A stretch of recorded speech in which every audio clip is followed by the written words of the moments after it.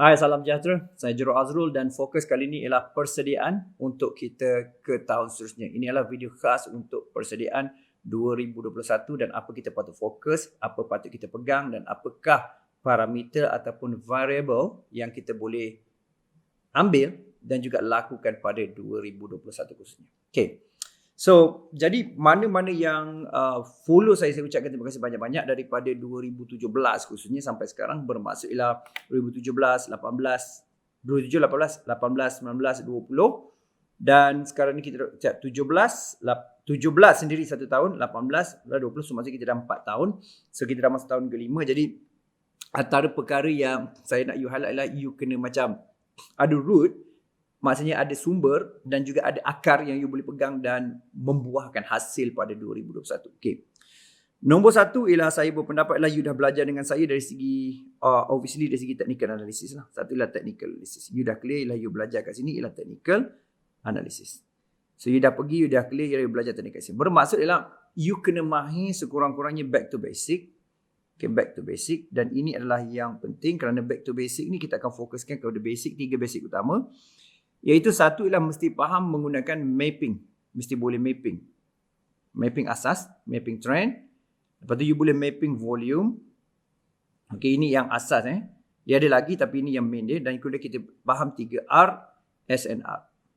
Risk reward ratio pada SNR. Itu adalah yang you kena mahir. So maksudnya dalam akan datang, terutamanya start pada bermula Januari, ini you kena clear cut. Aku dah tahu mapping trend, aku dah tahu mapping untuk volume ataupun volatility dan juga aku dah tahu macam mana 3R SNR. Maksudnya lah you faham risk reward ratio berdasarkan MA mirror gap di antara MA purple dan juga pink. Sekurang-kurang you faham benda tu, you dah boleh, insyaAllah you boleh make money. Okay. Yang kedua ialah you faham basic kepada itu fundamental, iaitu dipanggil fundamental analysis. Mesti faham juga ni.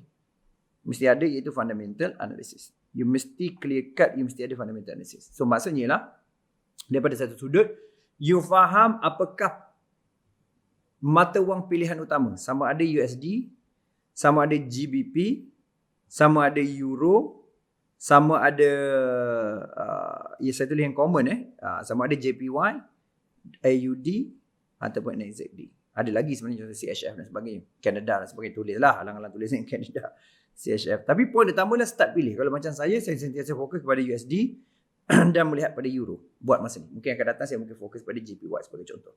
Dan satu lagi mesti faham dari segi konteks iaitu risk asset dan juga iaitu safe haven asset. Ni pun kena clear. Jadi sebab dia selalu putar-putar dari antara risk haven, safe haven, risk asset dengan juga dia selalu putar. Contohnya ialah US menandatangani kontrak untuk package stimulus dan dipersetujui oleh Donald Trump dan sekaligus US menunjukkan ada unsur ekonomi yang pulih. Kalau ikutkan secara logik ni, you akan kata USD menguat. Betul. Tetapi disebabkan nampak ekonomi pulih, orang ambil duit daripada USD sebab USD adalah safe haven, belanja tempat lain. Mungkin kripto ke, mungkin AUD kan, aset-aset risiko yang lain, menyebabkan USD melemah.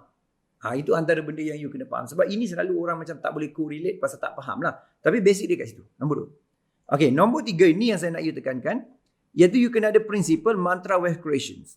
Okay, principle ataupun mantra wealth creation. You kena clear kat sini. Wealth creation. So wealth creation tu maksudnya ialah you kena tahu konsep berapa saving yang you nak buat. You mesti kena ada. Kan? Maksudnya sebelum saving, coach, saya tak ada duit. Maksudnya you kena kerja lah. Mana you kena ada sumber income. You kena create income. Jadi IB ke, jadi apa kejadah ke kan. Buat benda lebih you mesti buat. Pasalnya you masih ada daya upaya. You masih ada masa. Kan? Sebab untuk lebih masa ke depan, you perlu berkorban. Ataupun you kena ada fokus.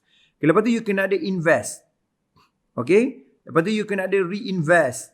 Ni saya tulis secara cepat lah. Jadi buruk sangat. Okay, kita tulis reinvest. Kita pergi pada reinvest. Okay, lepas tu kita pergi kepada compounding ataupun last sekali kita compound. Reinvest tu pun compound, tapi compound nak cerita compound tu penting dan juga fokus kepada long term, reinvest, compound dan juga kita pergi pada apa? Kita pergi kepada yang last sekali, iaitu pergi kepada critical mass, kebelimpahan. So, maksudnya you kena ada target dalam masa tahun depan, you dah menguasai benda ni, you dah buat at least first 3 quarter. Kan, kita ada contohnya daripada per year, katalah saya bagi contoh kat sini untuk you faham dari segi jangka masa panjang. Katalah ini per year, let's say. Okay, ini per year. Dan katalah daripada sini ialah you dah faham dari segi contoh yang pertama. Let's say saya buat ni lah garis-garis ni dulu ataupun garis yang sama. Garis ni lah bagi nampak lain sikit. Okey, katalah ini 4 kuarter. 1, 2, 3. 4 kuarter kan. So daripada konteks ni, kejap saya cantikkan sikit. Okey. Okey, 1, 2, 3. So maksudnya ada 4 kuarter. Kita klik cut. Okey, let's say. Jadi kuarter pertama ni Q1. Okay, saya tulis kat sini Q1. Daripada Januari sampai March. Lepas tu kita ada Q2, April, Mei, Jun, Q3, Julai, Ogos, September, Q4 iaitu Oktober, November dan juga Disember. So, jadi setiap ni dia ada 3 bulan.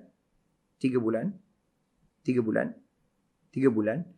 3 bulan. You kena revise di bahagian sini, adakah you buat ke tak buat yang you achieve tadi? Di bahagian sini. Setiap 3 bulan you kena revise. You achieve ke tidak? Dan at the end of the day, yang masa terakhir sekali di sini, di bahagian sini, dan di bahagian sini, you kena revise yearly, annual you. Apakah you punya annual, focus you? Kan, annual you, focus you, dari segi you buat ke tidak? Kan, apa yang sepatutnya. Itu yang point penting juga. Oh, patutlah dia jadi pelik saya tekan benda ni. Oops. Okay, so inilah annual. Okay, ini annual. So, jadi itu yang saya rasa benda yang you kena start pegang lah.